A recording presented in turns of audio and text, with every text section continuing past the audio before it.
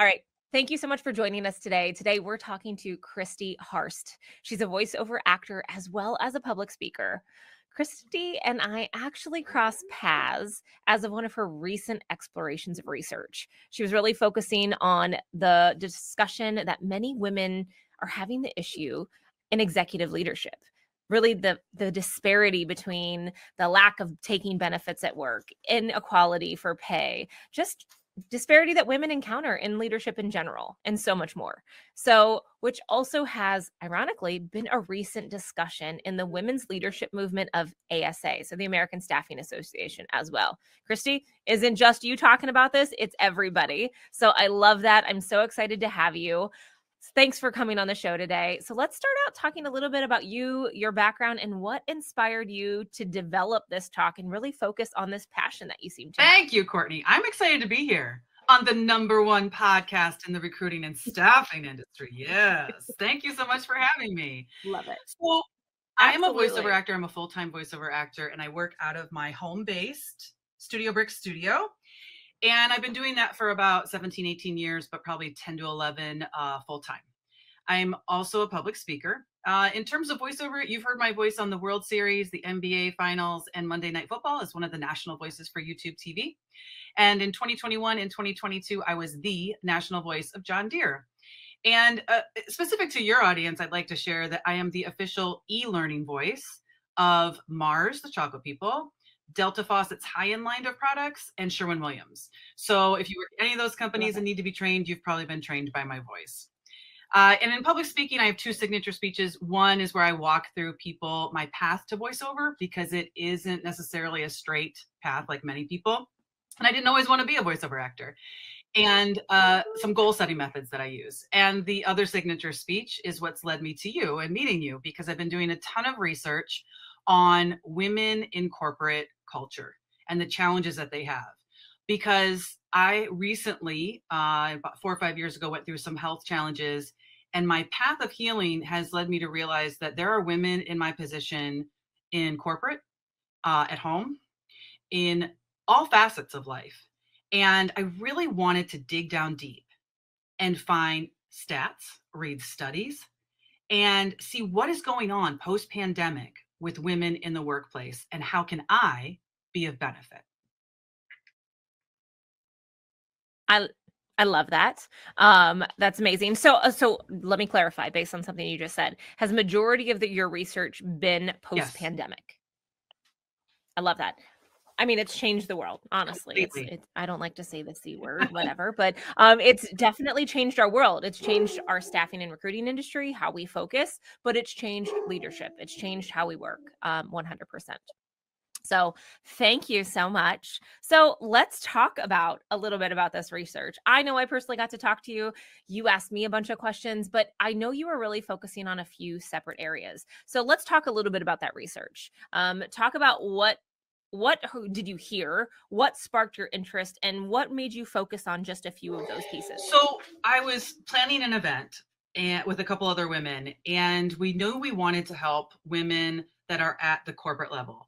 Women that have reached the manager level, the CEO level, CMO level, that level, because those challenges are unique to those women. And oftentimes they're the only woman. And if you're a woman of color, you're often the only woman of color or person of color at that level. And so those challenges are unique. So I started, because I wanted to have this event and focus specifically on the challenges that they were having, I wanted to make sure I knew what was going on. So I had about 14, 15, 16 conversations one-on-one with women in those positions. And I shared with them some stats that I had researched from studies and white papers. And what I found was that the white papers and the studies are pretty on point with what's really going on in the workplace, which is this. I narrowed it down to the top 3 things, which is 1, women are being pushed to the side. They are being put on pause and being completely ignored for promotions that go to the upper echelon. There are women who have worked 10, 15, 18 years at a company. They are at the top level that they can get at. And when they say, hey, I want to get up there, they're like, oh, no, just be a part of this little program that we have. It takes 6 months. Then you'll be put on a list. And once you're on that list, we can promote you. And then these women sit for an additional 6 months after the 6 months, just twiddling their thumbs, waiting on the list, right? So the directions on how to advance, very unclear. The second thing I gathered that was most common was that there are plenty of companies who are post-pandemic offering wellness initiatives and wellness programs. Here's the Peloton app for free. Here's a yoga class in the conference room. Here's access to this service or that service. The problem is nobody has time to take it because post-pandemic, there's not enough workers. Everyone's short-staffed.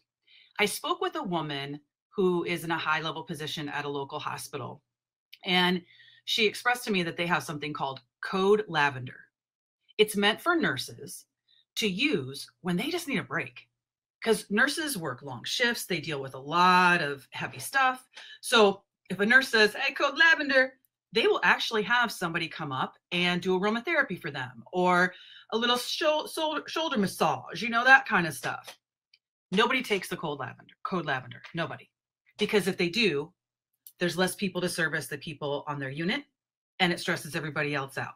It's kind of like if you were in a corporate environment with cubicles and offices, then you're whispering, did you see what Barbara did this morning? She went to that yoga class in the conference room. I wish I had time to go to the, yoga class. And so there's this stigma of taking advantage of what would possibly help them. And then the third thing that I saw most common was the microaggressions, or is the microaggressions that are happening specifically after George Floyd, and also how difficult it is to have conversations, not only revolving around the DEI component, but DEI also encapsulates talking to a male superior about getting a raise. How do I tell my coworker that some of the stuff that they say is offensive to me? Maybe it's based on religion. Maybe it's, it could be based on anything. These are tough conversations to have. And because post-pandemic, we were all used to, for 2 years, dealing with people online. And because we were all going through the same human experience, boundaries were put down. Now people are going back in the office. And those boundaries, how do you get them to go back up? Right? Because if Bob from, receivables was saying something that you didn't like, you could just, mute. Don't have to hear him, right? Don't have to deal with it. Oh, I have to go to the bathroom. But now you have to deal with that in the office. So those are the top 3 things that I saw. And so these are the top 3 things that I want to make sure that I address and research appropriately when I deliver speeches to these groups of women. I love that. That's amazing. That was, I really heard, and I've seen some of the same things, personally experienced some of those same things as we talked about before. So I think it's good. And I think it's not only good for women to have a voice, but I also think it's the idea of the men in the leadership roles to hear those challenges as well. It's not like the don't ask, don't tell kind of concept. It's like, how do we make this better for everyone? Gonna beat my dogs, Katie. I'm sorry. Hold on. Katie, are you gonna kill me if I go put him away and shut the door? I'll be right back, Christy, because they're going crazy. It's the garage sale day here. I'm so sorry, Katie. You're gonna beat me. I'll be right back. Oh, Katie, you better do something with this space, because this lighting is not complimentary.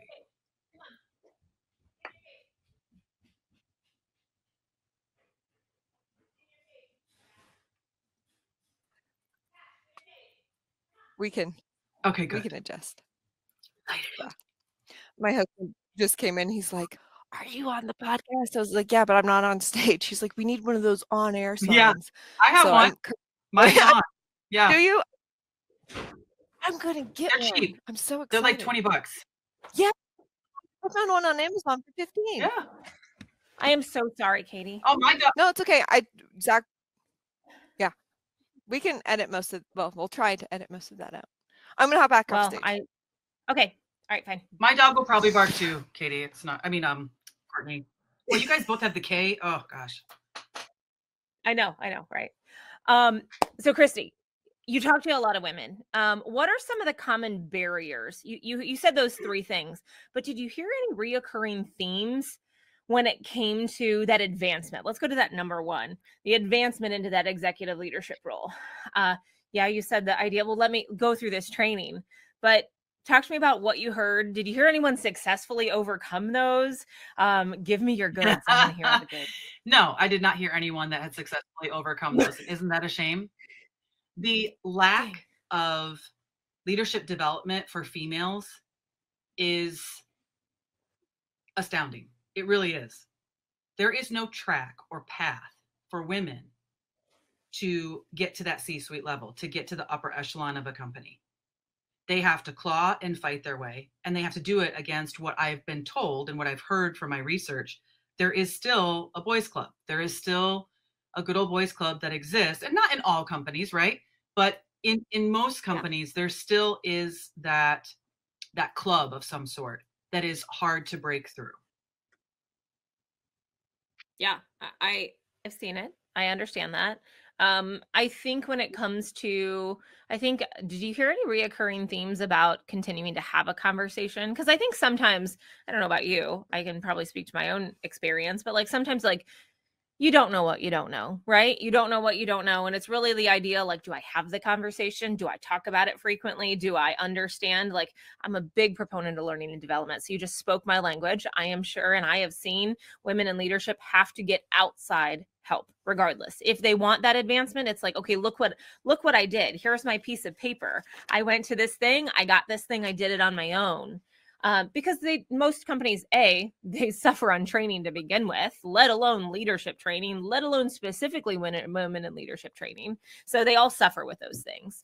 But I really think when it comes down to it, did you hear a lot of women asking for those things? Did you hear a lot of women, like, what would you encourage based on your studies? Like, would you encourage women to bring those conversations up frequently? So out of the 16 or so women I spoke with, there was one woman who said that she had repeatedly gone back to her superiors. How do I gain access to this part of the company? What do I need to do? And they just keep feeding her, different stories. So there's an example of somebody who kept going back, and to no avail. That woman also told me that the reason her company has amazing, absolutely amazing resources when it comes to wellness, financial wellness, all of those things is because women were in those positions to then make all that stuff happen. Mm-hmm. I love that. I love that they brought that to that. Women have to be the ones in those positions who can then create that system. But if women aren't allowed in those positions, those systems will never be created. I would say maybe very few had said they sought counsel outside of the workplace. Very few had sought counsel. And I cannot speak to whether it helped them, because I guess they didn't, because they're still in the same position. That's fair. I was blessed enough to be on the Women in Leadership Council for American Staffing Association. So I'm on that this year, and I love that. It is such an amazing group of women. They're there as mentors. They are there as ask me anything. They are like, let the veil down. I am here for you in any way possible. I have never truly been a part of such a positive women environment. And that's wonderful. But I'm not going to lie. I just turned 40 this year. And I never knew this was a thing before. I mean, to get to where I am today, I didn't know those resources were out there. So I think there are certain organizations that are doing very well, especially in our industry for staffing and recruiting. That is a wonderful resource to use. So for those listening, if you are interested to be able to help those women in leadership, get them a part of that ASA event and Women in Leadership, because we are there to help. So I love that. All right, Christy, you talked about stresses, code lavender. My dogs only come to probably for a treat if I yell code lavender. So my coworkers aren't amazing. But it sounds like I totally understand. Like you get that wellness resource, but it's like, oh, did you hear so-and-so? She did that today, or she missed out today. Or there's people like my last organization, there was unlimited PTO. But unlimited PTO is almost that double-edged sword. It's like, yeah, I get unlimited PTO, but oh, are people talking because I'm taking too much time? Or, hey, you know, what do people think? That's a stressful situation. So as you saw those stressful situations, as you talk to these women, tell me things that you've seen and you heard from women, like, are they doing anything? Like, I'm not a yoga fan. I don't do yoga. But like you, I had a health condition over the past 2 years, and I've really had to find my own way, my own things. And I'm going to tell you, that was probably a struggle in itself. Yes, I totally feel you on that. And I feel you on the yoga. Why do I need to sweat when I stretch? Like, that's just unnecessary. Like, that doesn't need to happen at all. So to answer your question more succinctly, Kortney, I would say I saw 2 things. One is that women are, at post-pandemic, women are seriously considering starting their own businesses. I've heard that a lot. So there are women who are working, 16, 18 years at a company. They can't, because there's no direct path to, the upper echelon of their company. They either are toying with the idea of just staying where they are, taking full benefit of all the stuff that they've earned, and just, hey, this is how the rest of my life is going to go. Or some of them are saying, I could probably jump ship and start my own consulting stuff. Like, I could really have a lot more freedom. I don't have to worry about, Barbara taking my lunch every day. I don't have to worry about Joe in accounting saying inappropriate things. I can have as much PTO time as I want because I can schedule it because I own my own business. That's one section of people. And then the other section of women who, as you said, you've had the luxury of being able to navigate your healing process for your health and what have you. And so have I, because I work from home. But what I've noticed about the women who don't have access to that time is that they're simply not taking it. And what does that do over time? And I don't know if people really understand mental health disorders or mental illness or just mental health in general, how when it's not taken care of and you don't address what's going on, that leads to your health, your physical health deteriorating. And so often people will ignore that for decades and decades and decades. And I'm pointing to me. Decades. And then something tragic happens. And for me, I was hospitalized in ICU and treated for a stroke. So I couldn't feel the right side of my body because I had never dealt appropriately with all of these things in my life that just built up and exploded, right? And it took me over a year to recover. And when I say recover, I mean just do normal daily things. Like take my kids to school and back, I couldn't do that. Pick up my kids from school, couldn't do that. Take a shower, I had to take like a 4-hour nap afterwards. So it took me a year to get to the point where I was living a fairly normal life. And then I started working on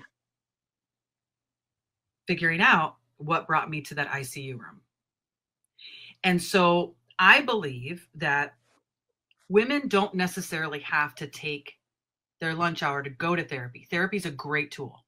But if you don't have access to that for time, there are other things you can do if you're willing to and you're ready to take control that don't take that much time, that are within your control and in your power, that can create a small puzzle piece to the rest of the puzzle that you will eventually create that's going to make you feel better and be better, not only for your job, but for your family and for yourself. I love everything that you said. I think going back, I'm gonna ask you a question because I'm gonna base your story off of my story. I wouldn't think this surprises anybody that might listen to this. I'm a very type A person. I was a Division I athlete. I know you played sports. Like you function at a higher level of stuff. Like I deal well with stuff coming in. And I think when it got to the point before the health decline, because I had the same situation, I didn't know I was stressed. I think that was the crazy part. Like I function in such high levels of madness, like chaos is a thing. Like I function well in chaos. And I just think that it's because I balance things well. I don't show them, but you know what? It took the toll on my body, whether I wanted to figure this out. My body's like, if you don't want to figure it out, I'm going to figure it out for you. So I really think it's the idea of, it's not just, yeah, I feel stress, but I think there's an expectation too that women function in high anxiety or high stress situations. It's just what they do, because I'm not going to discount anyone else, but like, we're moms, we're housekeepers, we're all of the other things. And I want to get into that next. But did you realize that you were even stressed before all of this stuff happened? Or is it just me? Am I just the problem? So I knew that I was worried about certain things, right? Like I knew that there were certain things Yes. that were taxing. But to say that I was stressed, I don't necessarily know that I would have labeled that, because all my life I have felt the same way, right? This is just how I live. This is just how I operate, right? So when I was in ICU, it's kind of like the universe's way of saying, you're not listening. And if you're not going to listen, I'm going to put you down for like a year until you realize. So no, I wouldn't say that I was necessarily stressed, but I don't know about you, but I look back now and I was, oh yeah, maybe that thing I could have dealt with better. There were Right. signs. Maybe that thing I could have dealt a little bit better with. And then maybe that wouldn't have put me in ICU. You know, like there are things looking back now. And now, because I'm doing the work and have done some work, I just instinctively know I need to stop. It's time for a break. It's time for me to go do these other things, these exercises or these rituals, these routines that I know will bring me back to center. I love that. I love that. I'm glad I'm not alone. I was like, oh, you want me to deliver a training program in 4 months that normally would take a year? I can do this. Like, I'm up for the challenge. You want me to beat you at Tiddlywinks? I will figure it out before next week. I'm game. I love it. Okay, so good. I'm glad I'm not the only one. And I'm sure that I've heard this. I've heard this a lot. I just did Thrive Virtual with ASA, and it was the same kind of thing. Like it was learn to ask for things, but learn to slow down, learn to say no. Know when you're your limit, so you slow down. So that's going to lead me to my next question. Women in particular, and this is maybe just an opinion, but I feel like they bared the brunt from the pandemic, picking up the slack at home while still trying to meet the demands of their job, taking the kids to doctor's appointments, making sure everybody's doing what they need to do. Third grade is a nightmare. That's another story for my kid. Like making sure they're like functioning, right? But how do you see this affecting women in the workplace and their mental health? Do you think it's taking a toll? Do you think it's, all things to all people? I know we talked about it a smidge, but what do you think? What did you hear? So the studies that I am reading about and the information I'm gathering from the studies that I'm reading is true to what's happening post-pandemic. So during the pandemic, everybody was going through the same thing. Everybody was feeling all the same feelings. It was almost like we're all even, right? We're all on Zoom. We're all doing this together. We're all experiencing it. Post-pandemic, with the staffing shortages and less people going back to work, there's more of the housekeeping that needs to be done at a business or in your department or within your team. Those housekeeping tasks are assigned to women. Why? Because women can do it, because women are multitaskers, because women will always get the job done. We all know that when you want to get something done, you hire somebody that already has a full plate because they're going to get it done. And that's what women do. So now women are taking on all of these, even in leadership positions, they're taking on these duties that could be assigned to maybe an intro level position, but they don't have them because they can't hire anybody, right? So it's women that take those on. And what does that do in the culture of men being above them and the women taking on not only their role, but then all of these ancillary roles that are typically given to an entry level position? It makes women, it makes it feel like they don't need to advance because they've already got so much on their plate. They're doing all of this stuff. And I've also found that post-pandemic, not only, this one woman that I had a conversation with said this, she goes, the men were The men are so excited to get back to work. Men are the one that want to come back to the office because it's a break. They need a break from being at home all day. And I laughed. Men wanted to come back because when they're at work, there's no distractions, right? They get to handle what they get to handle. They get to be in charge. They get to do all, they get to have lunch by themselves or with a friend. When they're at home, the dogs, the kids, the cats, all this stuff is going on. And so this one woman said, the men are glad to be back. They're happy to be back after the pandemic. The women are realizing what I said before, which is, I don't have to be here. I can be at home. I can be managing things at home on my own schedule. And I don't have to be in a culture that doesn't, or I don't have to be in an organization that doesn't meet with me morally and ethically. I don't have to work for a company that doesn't jive with my moral code. And so that's why you're seeing this huge resignation of women in higher level positions. Because they realize now, thanks to the pandemic, I mean, this all would have happened eventually, right? But the pandemic just sped it up. Yeah. What you're seeing now is that women are realizing that they have options and they have choices.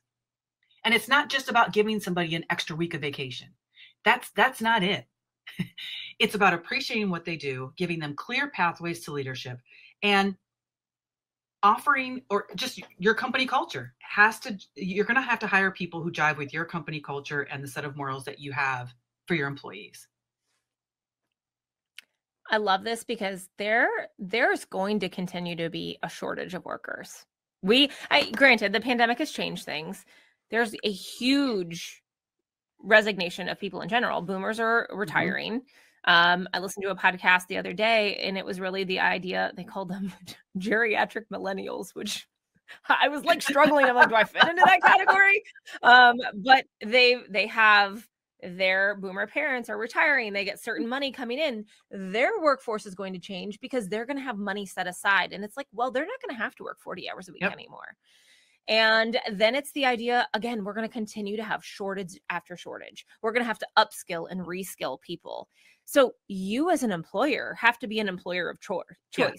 Like it's not the days of selling, well, they want to work for me because they know who I am anymore. But it's like, what are you doing differently? What are you doing for people?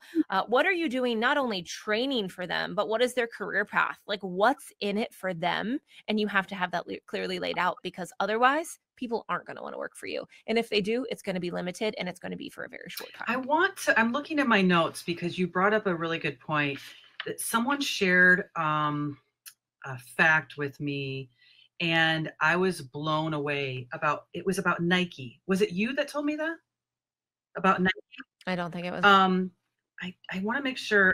If it sounds really smart, of course it was me. I know that's right. If it was smart, it was me. I believe, if I'm not mistaken, Nike gives, I can't find it in my notes. Nike gives the month of June or July off. You just take it off. Yeah. Wow. Yeah. And companies need to start, and you can do whatever you want with it, right? You can work from home, you can split your hours, you can do, but the flexibility is what people are looking for. Yeah. After the pandemic, people are realizing what's most important, and it's not going to work every day in an office. It just isn't. And it's a huge shift in our culture in America. And you're going to have to be creative, because there are some creative companies out there right now. But understanding that. So I love that. If you find it, feel free to stop me and we'll go back. Yes, I just found it. Okay. So here it is. Nike has a mental health wellness program where 1 week in July, so not the whole month, but 1 week in July, you can take it whenever you want in July and do whatever you want with it. And that is paid. Love it. You don't have to, it's paid. You don't have to worry, but you just tell them when you're taking it and you take it. I think that's huge. That is huge. I mean, heck, there's people going to 4-day work weeks. There's people that are going like the best 40, whatever it is. But people are starting to get creative in the idea of the functionality of work. So I love it. And I think we're only going to continue to see that evolve. Yes, I agree. And I think it needs to, and especially for women. As you mentioned, we are in charge of the home. We are in charge of kids, dogs, cats, all these appointments, the stuff that I was just telling you this before we got on. I had like 3 service people at the house that I had to deal with, right? And I was recording, right? So the more flexibility that we can provide women, the better off your company's going to be, your team's going to be, and the mental health of the women who are doing that job is going to be. Because you cannot approach family life, your job, your marriage, relationships empty or half of yourself. You have to be whole. And if you're not, unfortunately, you may end up like me and Kortney in the hospital. Yep. So what has helped you on your path to healing? And if you don't want to go down this route, that's fine too. But I love this idea because it's like sometimes, again, you don't know what you don't know. What can you tell people to, at least to help them think about living healthier, happier lives? And what maybe helped you the best? It's so interesting you ask me that, because I watched a TikTok reel yesterday, and it was from 60 Minutes. And her first name is Leslie, I think. I don't remember the last name of the reporter, but you'd know her if you saw her. She was interviewing people that were part of a 60-year study, and they're in their 90s, almost 100, and they're kicking it. They're like, oh yeah, they're 100% all there. They may be a little slower. And what she did was she asked, like, what do you think led to you living this long? And they found out medical wise, yeah, there's something to do with genes and DNA, right? But this one guy was like, I drink beer every day.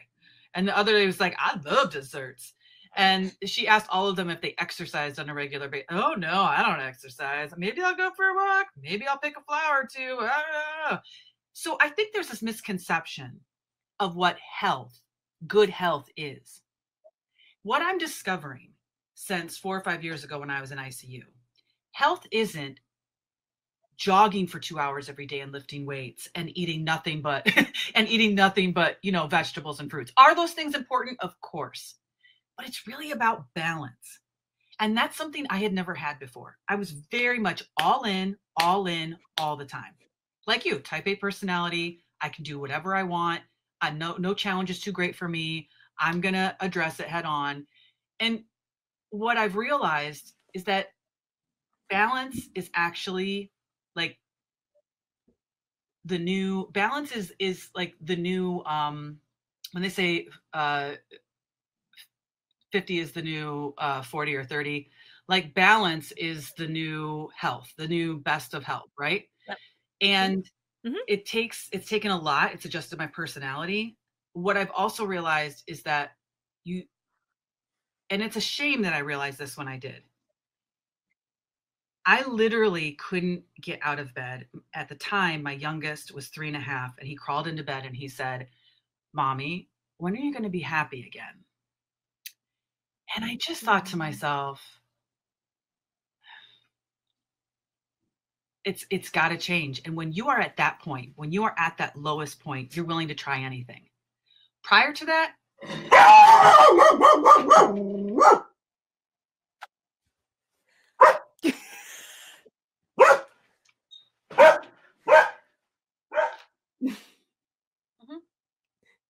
Katie, we're gonna have to cut that one too.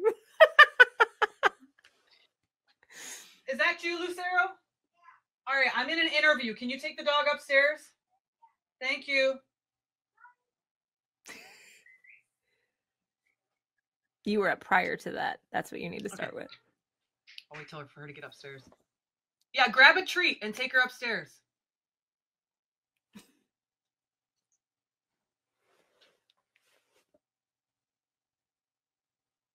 Okay. So prior to my ICU visit, I would never have even thought of anything woo-woo, right? But when you were at the point, when I was at the point that I was, my child crawling onto bed and being like, what's up? What's going on? I was willing to try things outside of my comfort zone.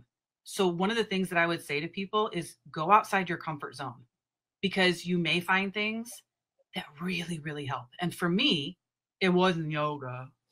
I'm not sweating, stretching, but it was, there's something called Qigong, and it's like a moving form kind of thing. Like if you were to see me do it, it would look like Tai Chi. And for 6 months, I held off. Nope. And a friend of mine, a fellow voiceover actor who had gone through cancer and cancer treatments, she's like, Christy, you got to do it. And it wasn't until I did it that I found this huge relief, Huge relief. I gave up dairy. I don't eat dairy anymore. And I'm very sad about that because I miss mac and cheese and pizza. I really miss it. I love me some Yes. cheese. Oh, I love me some cheese and ice cream. Shut up. And I also got in touch with my faith. And you can believe in God, you cannot believe in God, you can believe in Buddha, not believe, whatever it is, right? But for me, I was raised Catholic, and while I'm not a practicing Catholic now, that faith base was there. And so that helped me as well. There's a lot of other little things that like I do, like there's certain music that I will and will not listen to. I found that music really changes, and actually scientifically it does. It changes how your brain works and all that other good stuff. So I'm still on my path to healing, and I'm discovering new things all the time.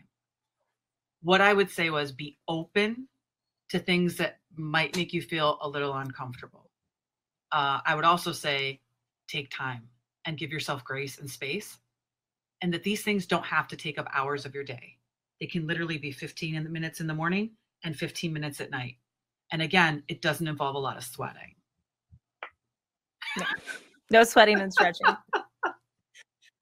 I only have 2 more questions, and I think it's really about future. So like future, how can we help people? So what advice would you give aspiring women leaders who are looking to break into executive roles?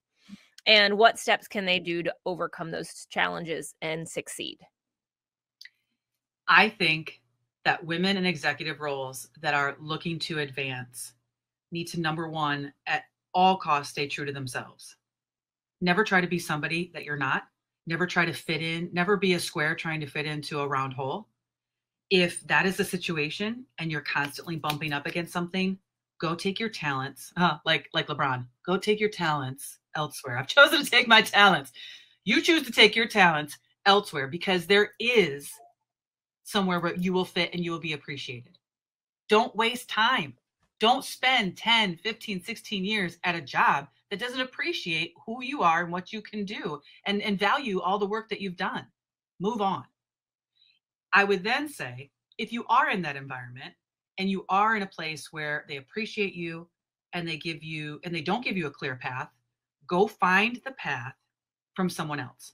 Find a woman somewhere else in the United States who is in a similar position as you and then advanced. LinkedIn is a great tool for that. Ask them to have a conversation, just like you and I are having now, a Zoom conversation, and get advice. I can almost guarantee that no one's going to turn you down for that. Use resources and tools around you, which are typically other women who have done what you want to do. And then third, if you need to, seek outside counsel and pay for it. There are plenty of development programs. There are plenty of people offering, probably within your industry, ways to sharpen your skills and make you even more attractive to your boss across, your boss across the table when you're negotiating a raise or a promotion, or a future employer. Yeah. You said something, and one of my mentors, so 2 in 1, get a mentor. I have a couple that I talk to. I love me a good mentor. Just to tell me different perspectives or tell me what that I'm not thinking about. I think that's great. But I was given advice one time from a mentor to say, no one will remember you working at 11 o'clock at night except the people that are closest to you, your family. They will remember the dinners you missed, the games you didn't attend. Your work will not recognize you for that. And I'm not telling you to work hard. I'm not telling you to put everything in, but it has stuck with me. Wow. From 3 years ago, whenever I was told that. Yeah, that's a mic drop quote right there. And I feel like it's in the similar vein of when you're on your deathbed, no one's going to talk about how you were at work on Saturday. That's not what's going to happen. Yep. No. I love that. Okay, my last question. I promise, Christy. I think as we look as the future of work and we talk to that executive leadership, and I'm not specifically just talking to men, I'm just specifically talking to in general, how do we create a more equitable and supportive workplace for all people, regardless of gender, regardless of anything? How do we just I know like the common joke in like any addiction program is like the first step is admitting. Like I joke like to say like, okay, the first step is to admit, but what do you look at to say, how do you pay attention to this? How do you as an organization be better, regardless if you're a man or a woman, or just to be supportive and have equality for everybody? So I'm going to go to my notes because somebody alluded to the answer to that, and I'm going to share what they said. So this person, let me just make sure I get to, it was on the same page as my Nike fact. Okay. So the number one thing that I think that a corporation or company can do to provide equality across the board, no matter if you're a man, woman, no matter what your race, religion, nationality, is flexibility. Where they work, when they work, their salary, and the culture. You have to provide flexibility with all of those things, or else you're not going to have equality at work. Susie in accounting can't have Mondays and Fridays at home if Ben in graphic design can't have Monday and Fridays at home. It has to be across the board. And I think that's really an easy start. That's easy. Yeah. That's so easy to do. It's not hard to provide those things on an equal basis for everybody. I love it. I think that's great. I think that's a very good first step in the idea of what this means. I would also encourage people to listen what other organizations are doing to be creative, because there are so many smart people out there. And I love talking to business owners and understanding like, oh, you're doing that. That's such a good idea. To be able just to level set that across all organizations. You're doing something special. I know you probably don't want that out because it's your secret sauce, but it's culture. It's something that each and every organization is getting better at every day. And it's going to continue to evolve in the future of work in general. And I think too, okay, I do want to say this. We could talk for hours about this. This is a hot topic. The women I was talking to, they were like, I could stay on the phone for the next 2 hours, because everyone is feeling these pain points. They're all feeling it some way, shape, or form. And I think this is a great, your podcast is a great way to start getting these hushed conversations louder and in a safer space. Mm-hmm. I love it. Well, Christy, thank you so much for joining us today and giving us your insight, your research, and all of your brain power from all of the white papers and all the time that you've put into this. I am so excited. I love this. And I'm super passionate from the bottom of my heart. So you shared your thoughts and your insights, that challenges that women are facing in executive leadership roles. You also discussed common barriers, the impact of women's health, emphasizing the need for support from employers, how remote work has affected women, both at home and in the workplace, and really provided advice for aspiring women leaders, and discussed the importance of self-care, building supportive network, and much more. So this not only gives staffing and recruiting firms insight for women leaders, but just the business world in general. So thank you so much, Christy, for joining us. And we hope this episode sparks discussions and drives positive change within your organization. So stay connected with us for more insightful content and follow the podcast. But thank you so much for joining us today. I'm Kortney Harmon with Create, and thank you for listening to this month's Industry Spotlight.